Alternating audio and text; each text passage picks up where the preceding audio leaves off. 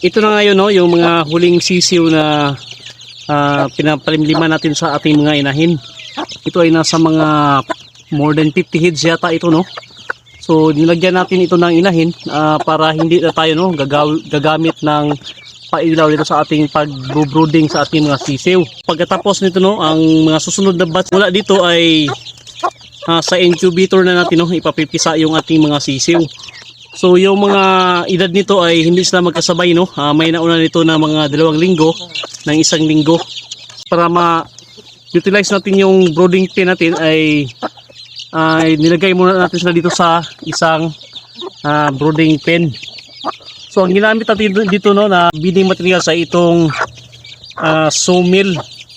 Ito, no, yung galing sa bansuhan. Maganda itong inahin na ito, no, dahil hindi niya aawayin kahit hindi naman niya sisiw yung iba dito.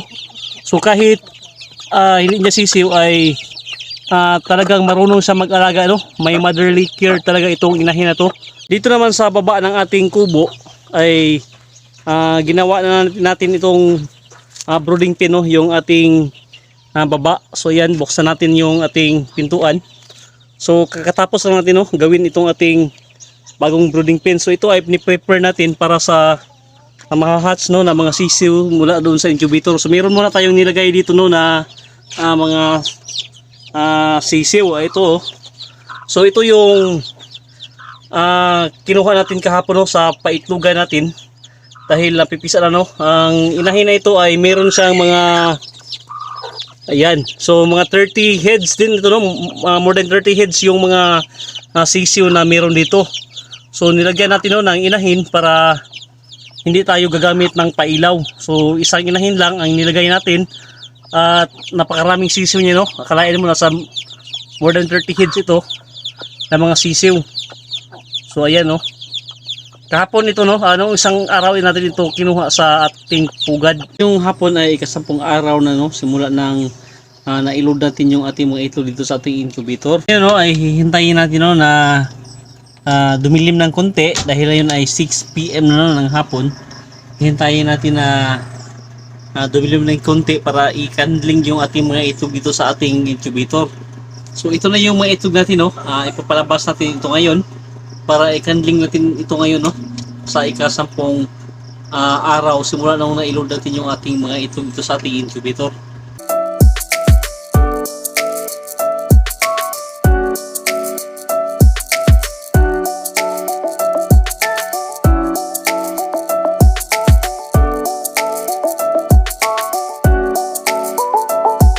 So ito na yung kabuuhang itlog natin na iniload natin noong nakaraang mga linggo, no. Ito yung first batch na ikakandol natin. So ang gamitan na ng flashlight ay ito, no. Simula natin ikandol yung ating mga itlog kung may mga laman ba wala, may mga similya ba.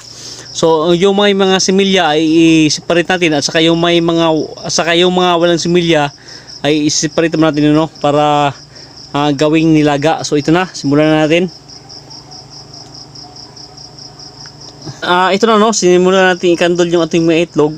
So malalaman natin ngayon kung may laman, may similya ba o wala, dahil yung may mga similya ay malalaki yun, no, may mga ugat siya na makikita natin sa kanyang 10 days. So ito mga walang similya ay wala tayong makikita, no, na mga ugat. Pag ganitong may pula, no, ito ay similya na namamatay. So kunin natin ito, no, dahil yung mga similya nito ay namamatay. So ito, no, isiparit natin itong may mga similya na namatay. Ngayon malaman natin, no, kung ilang percentage ba yung mga itlog na mayroong similya. So ito wala. Kukunin natin ito, no, para ma-separate natin.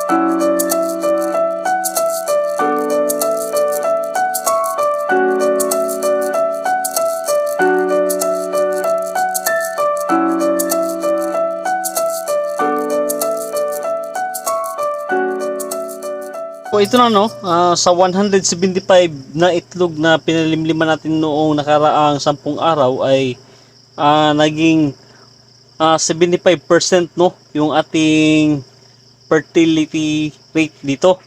So sa 175 ay 130 no yung ating fertile eggs.